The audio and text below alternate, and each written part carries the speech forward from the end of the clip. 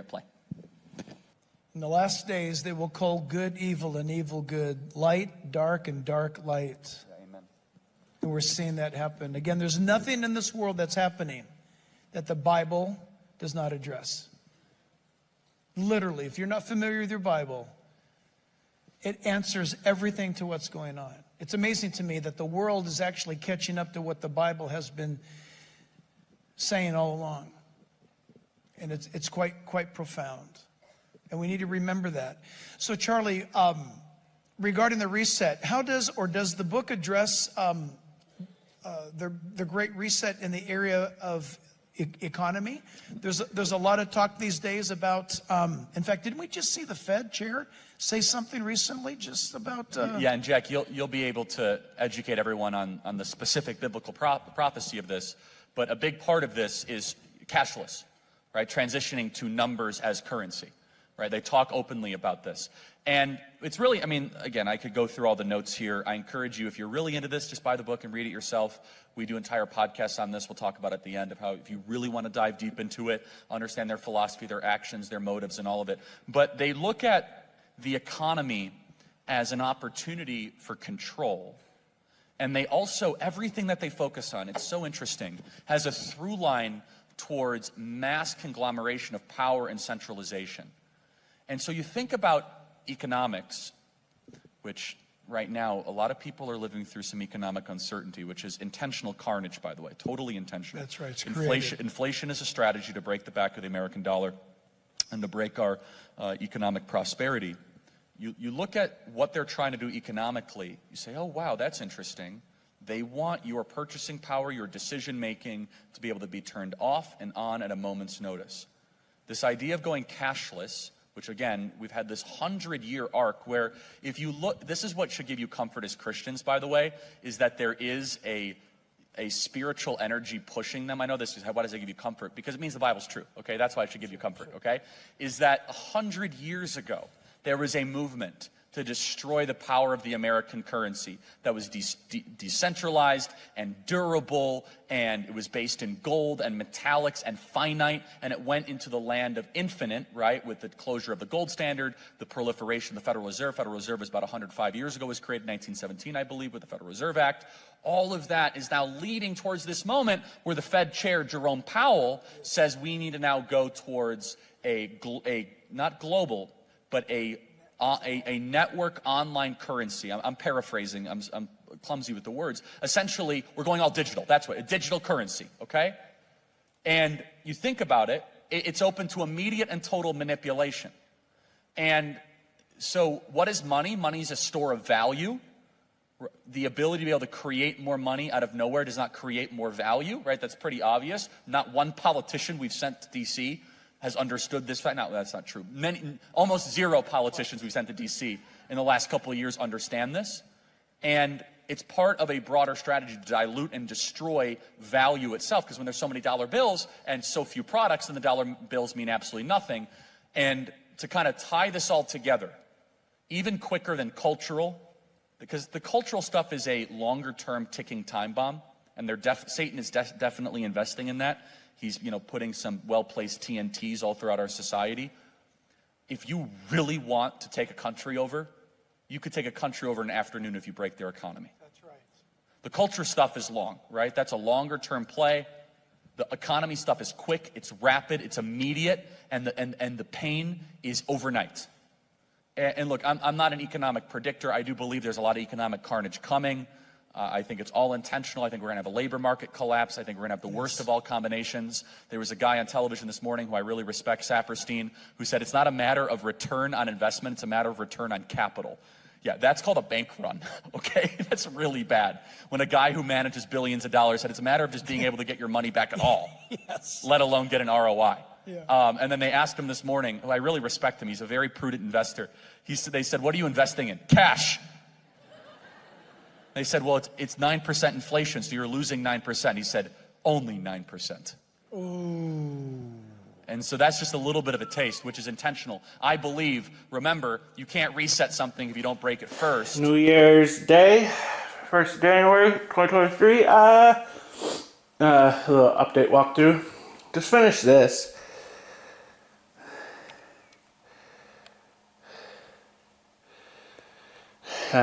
grouting the tile. I did the wrong pattern. This is like a pinwheel. And it's a similar. This is like a square pinwheel pattern. You kind of see a square. The original plan was like a plus sign kind of pinwheel, and then it would have been 50-50, you know, like just as many 1x2 tiles as 1x1 tiles. But with this one, it's like twice as many 1x1 tiles as 1x2 tiles. I didn't realize I was doing the wrong pattern until I laid a few, and that's like, wait a minute. So I just went with it. So, you know, got enough tile in general.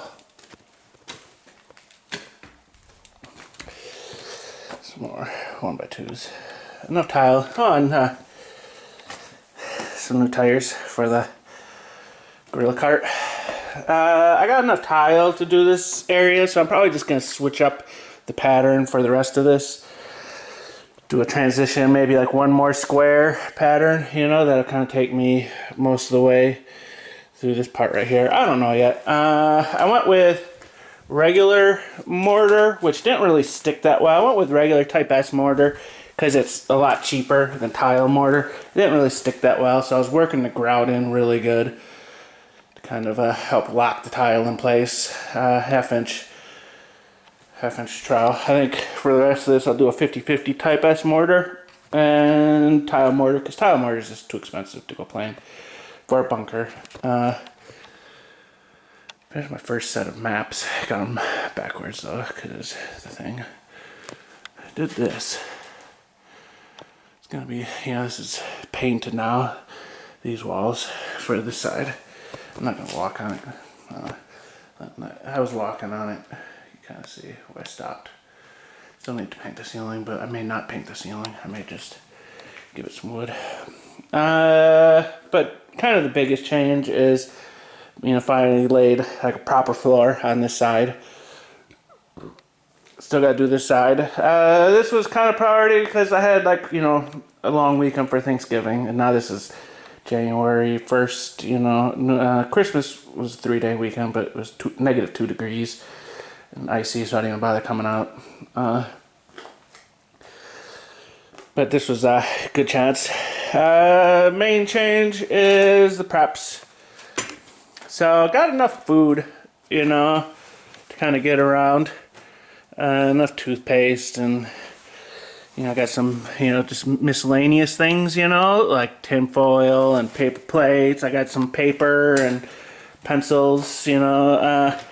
This right here is kind of cool. I got some camo clothes.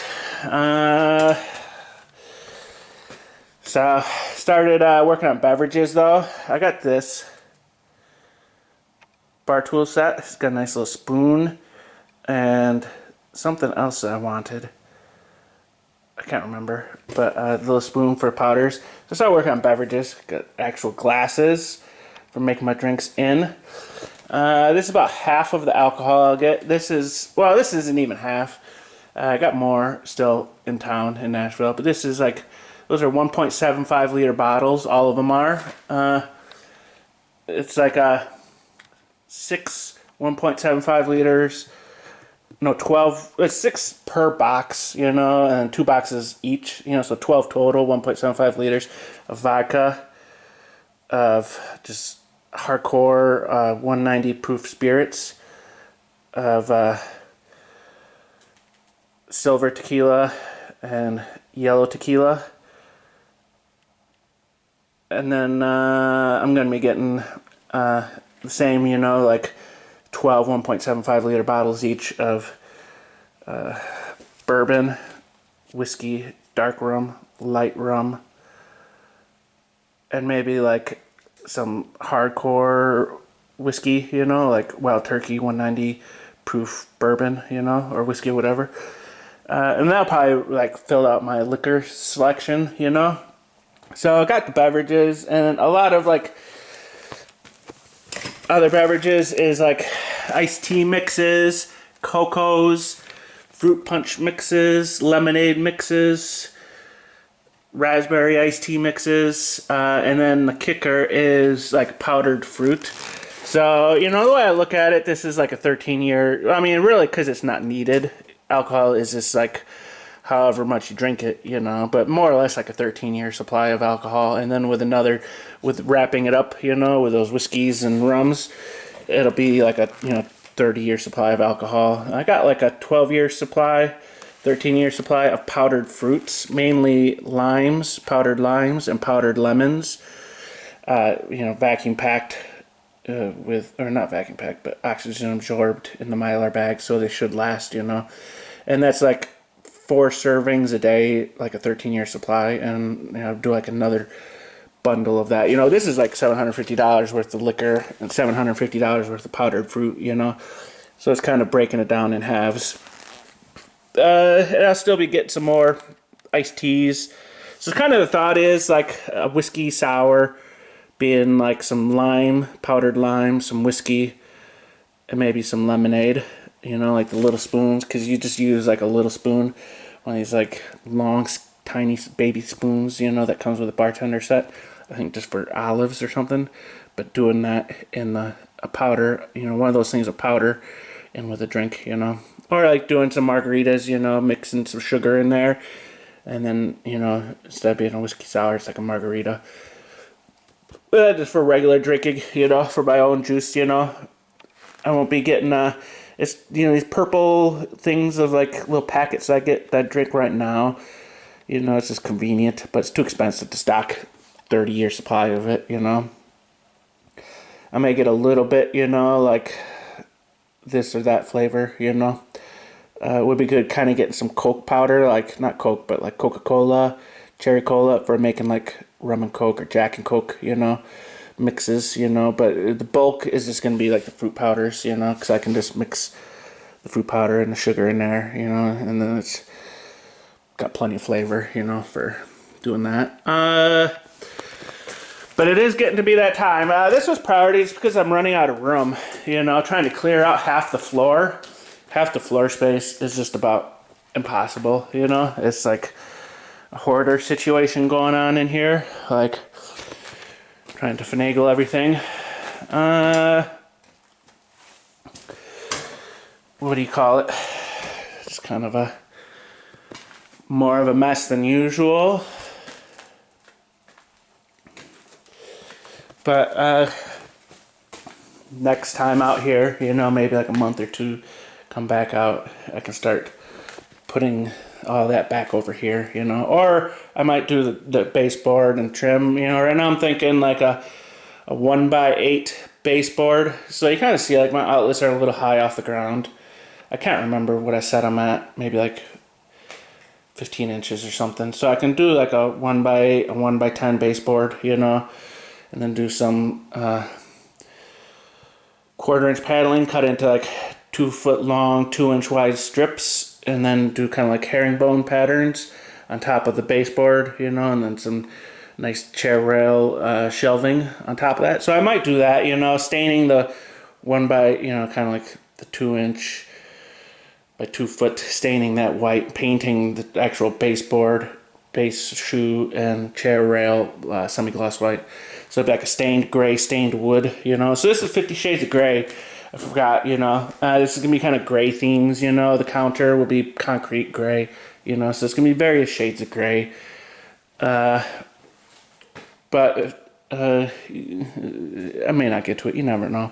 Society's collapsing pretty fast, you know, it's looking like this might be the final year out, and then coming back here, you know, it looks like we're going to be getting the, oh, there's some lemonade, you know, I drink lemonade out here, I mix that in my gallons. So I got like a bunch of those, and then that thing, but fruit punch, you know, and then just big things of iced tea. I also stock in some crystallized coffee and cocoa and milk, a lot of milk powder, because I hadn't, in my daily preps, I don't really drink milk, so I wasn't stocking it. But now that I'm kind of like finalizing the preps, now that I got enough food, you know, kind of getting those nicer things, I started stocking powdered milk as well as a beverage. And for making like fresh cheese, you know, some of the vinegar and the powdered milk, or some some lime powder, lemon powder, all the citric acid. I could actually order ascorbic acid from the bulk supplement thing, and just mix that in with the milk powder to, curdle it into like a fresh cheese, Also started stocking a lot of lard. What do you call it? For frying and all that. It may go bad, but it's in an oxygen absorbed Mylar bag is where I'm stocking my lard.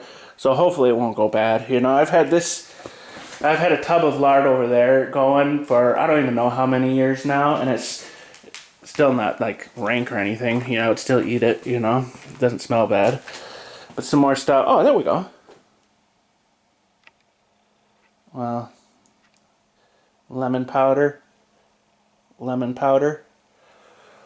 Oh, there's 2 things of powdered milk.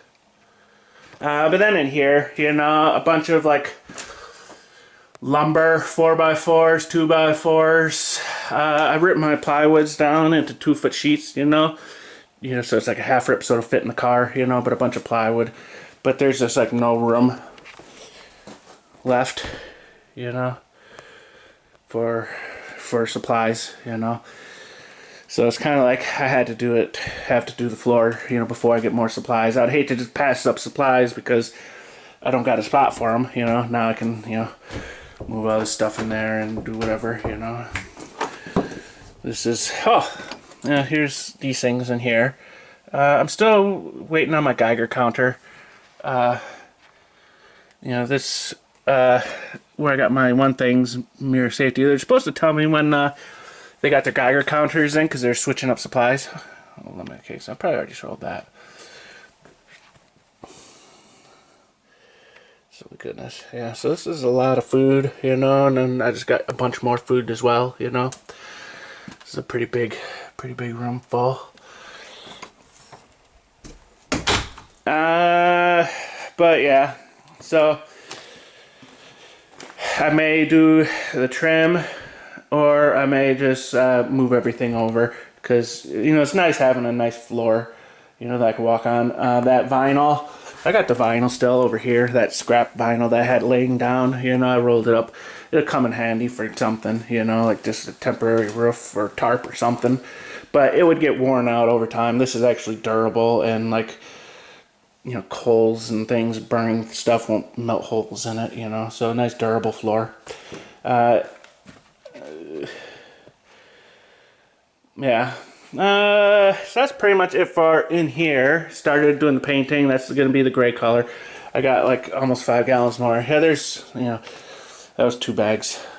I picked up 3 of the grout, sanded grout, so it doesn't set up. Non-sanded grout sets up so fast. It's hard to work with. But I almost got like probably about 4 gallons left out of that, which is enough to finish painting all this.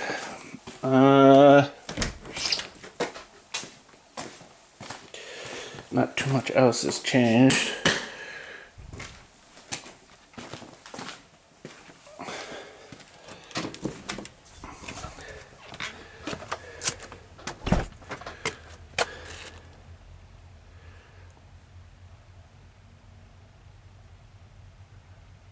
Here's some 4-wheel people on the road. Something's over there, probably an armadillo. Starting to collect buckets, so I can poop in the buckets. Over at the compost toilet wants to do that. It's nice having soldier flies. Oh, some birds, little sparrows. It's nice having soldier flies. Soldier fly larvae eat your poop, because it gets rid of it. But you end up with no compost really at the end. It's kind of eat up all those nutritions. So I can poop in the bucket, put the lid on, and keep the soldier flies out. So I don't get any soldier fly larvae. And I actually get more compost for gardening. But kind of, the whole thing is stock it now, like the fruits and things, powdered for long term. I got something. And it's like it's gonna be getting too. It's already getting too expensive, really, to stock stuff. It's just gonna get worse. Until they do the digital currency. What do you call it? Got the The bricks setting up their own petrodollar, or petro yen, I guess, gold based or whatever they go with. That'll probably be the nail in the coffin. People start buying and selling the oils, not in the dollars. It's kind of a, our government's just kind of, so I need to mow, but it's looking good though. Has like a golden field. That's all just weeds, but it gives the sparrows things to munch on and all that. And it's like the praying mantises nest in it, make their little egg sacs. But now there's winter, it's thinner and easier to cut. So one of these long breaks, I'll do that, weed it, because it is getting a little overgrown. Sad thing is, this tree made it, this apple tree, made it through the summer and all that. It was actually doing pretty good, but a mole ate out the roots. It's a little hard not to tell, but, or I'm guessing a mole or a mouse or something ate the roots. So these mice just love apple tree roots, or moles do, or whatever. That's a sad one, because it would be nice having fresh fruit. It's nice having powder just for backup, but fresh fruit is always good. On the bright side, the figs are prolific, and rhubarb is just about as, I got a lot of sugar. I keep stocking, so I'm done stocking food in general, but I still stock sugar, salt, and flour. Flour just for the versatility of it. It's a hassle, making bread or making pasta, but it's nice making like fresh bread, to have like a bun, to put something on, just for the versatility of the flour. I'm stocking it, but I'm still stocking those things, so I got a lot of sugar, probably more sugar than I actually need, but it'll go good with like rhubarb. So I'm thinking now, kind of one of the priorities is going to be setting my footings over here for kind of the warehouse barn, saving for solar panel system, upgraded solar power. So it was -2, pipe froze, I just still haven't buried it, so it freezes in there and actually burst, not like a critical loss leak, but I'm gonna have to find the leak eventually. Oh yeah, I had this open, but it goes maybe 15 gallons, 10 gallons a day, somewhere's in there is a burst line. So my solar power is,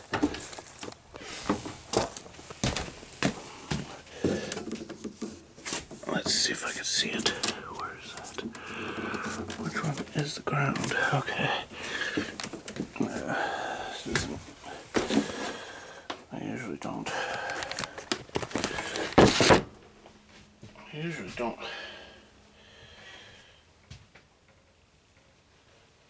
have the power running out here for the lights, because I never go over here.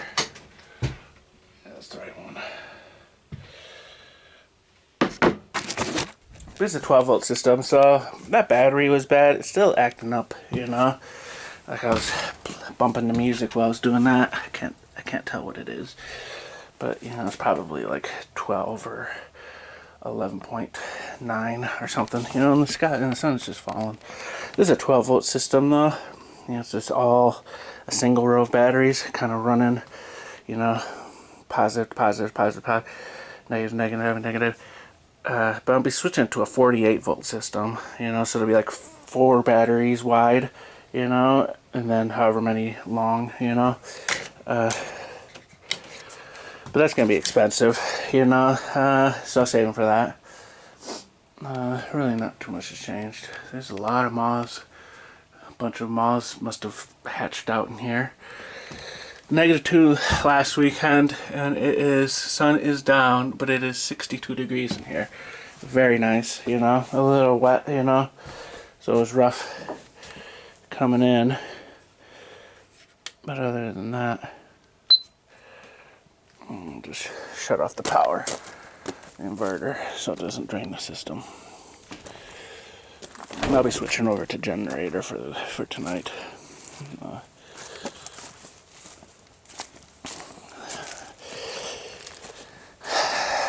still do need more preps, like water barrels and pond liners, you know, just some basic preps I still would like even more of for like in the warehouse, you know. So that warehouse, I'm saving for the solar panels. But once I got the solar panels, once I got the warehouse built, I'll be able to mount the solar panels.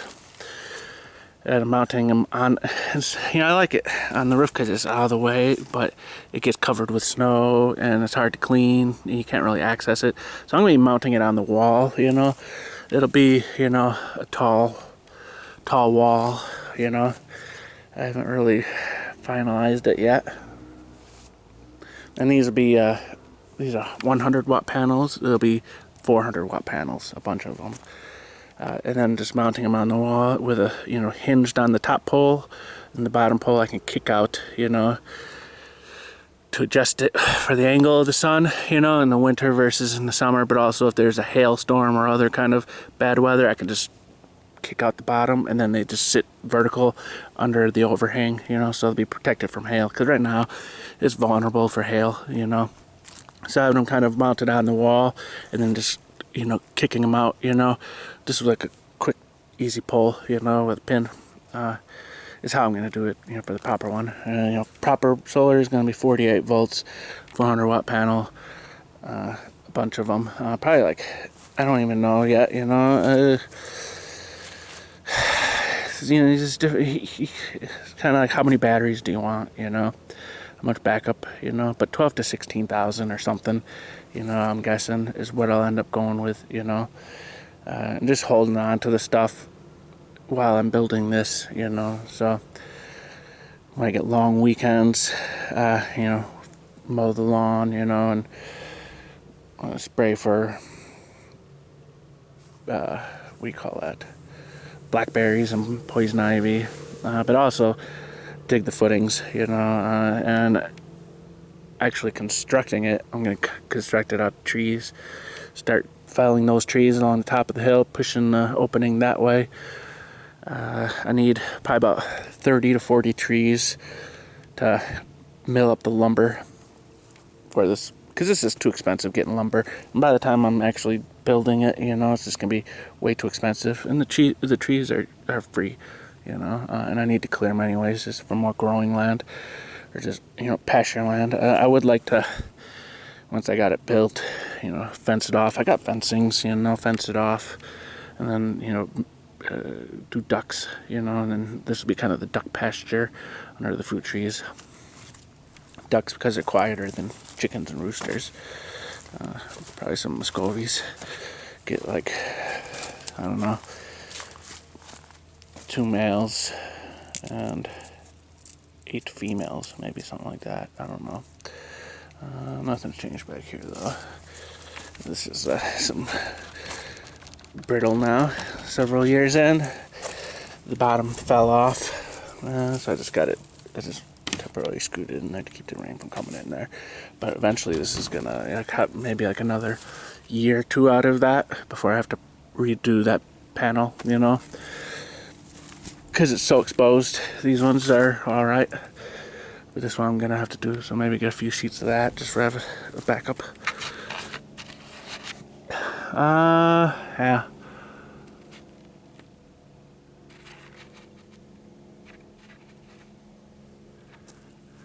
Nice, beautiful sunset. You hear the frogs chirping. Just one. These I'll just cut up, and kind of like what I've been doing is hugel, kind of almost culture beds, you know. Like in the back one, taking the rotten logs, doing a base of rotten logs, and then putting the compost and manure and sand on top of that. The eggshells, coffee grounds, compost. Kind of what I did over here, you know, some of the old sticks, you know. So I think with the trees, I'm gonna start going over them with hardware cloth, like the wire fencing that's maybe like a 1/4 inch gaps in it, to keep the moles out, because this is just getting too bad, you know. The moles probably ate that cherry, you know, and they killed those other apple trees. It's just I do want more trees than the the figs, but at least they leave the figs alone.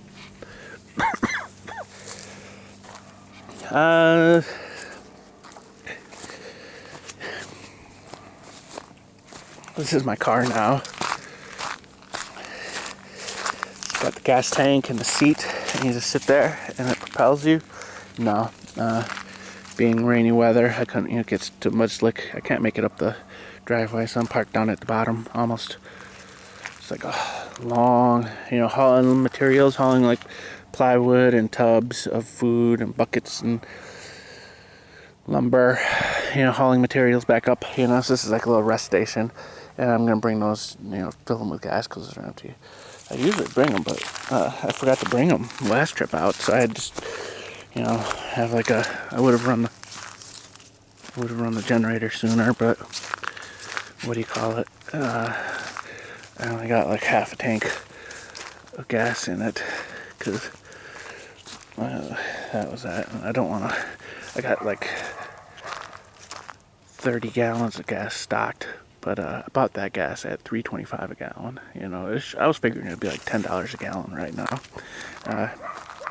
Artificially lowering the gas price and not allowing the train unions to go on strike have really kind of, prolonged things. But you can only prolong it for so long. It's kind of like those measures are like chemotherapy. You're still dying from the cancer. You're just making it take longer. Probably a mole in the leaves, looking for some roots to eat. They seem to leave my plums alone. So, I'll have plenty of plums and figs, And I didn't get around to planting any tree. I wanted to plant some trees this fall, but it just went from hot summer to cold winter real fast, Now it's kind of just being a real mild winter. Here it is January 1st and it's 62 degrees. Sun's down at 62. It's probably going to be like a low of like 50 something tonight, Just... now it's like fall weather. But it got so cold so fast that they just stopped selling the trees and I didn't bother. But maybe I would like to plant, a fresh batch of trees, fruit trees. Maybe in the spring, to see how things hold up, Current job doing mobile home refurbishing, like remodeling mobile homes.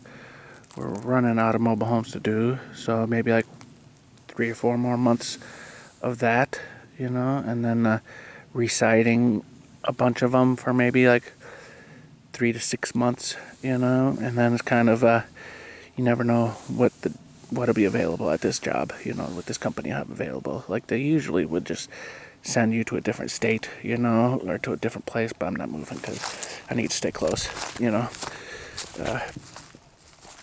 So, it'll be at a good stopping point with a job to come back out here. I'll have enough saved up for the solar panels and other building materials for building. It'll be metal roof, metal siding. The barn will be. I'll have enough saved up to work on that and install the solar panels and all that, upgrade the solar, and do other things like, finally get around to setting that in a trench, so it doesn't keep freezing. But that's just a hassle, trenching it. So, and it's not critical, and I'll be probably running a new line up this way, maybe, like doing a T, so to kind of run this way, because I do kind of want power over there, power and water. Yeah, that's it for this update.